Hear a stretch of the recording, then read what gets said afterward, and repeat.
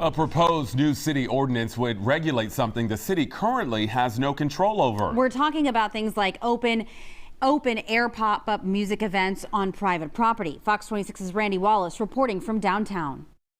When you think of an outdoor music event, last year's Astroworld tragedy comes to mind. But this proposed ordinance doesn't address that mass casualty event. The ordinance only addresses private property, open air music events. So it's very, very specific, very, very tailored. The city has lots of ordinances to address public events on public property, but none for public events on private property like pop-up music events. If you do have a pop-up event, it's not that that event is bad. We want to make sure that it is planned properly with the appropriate safety measures in place.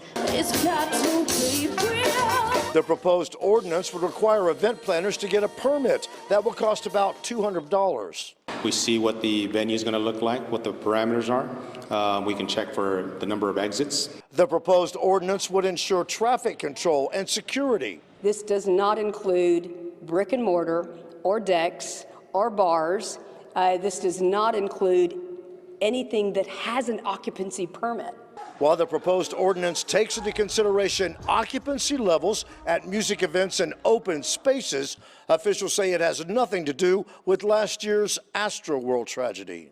We're not talking about the Astroworld event here. First of all, it's still under a criminal investigation. Astroworld was not on city property.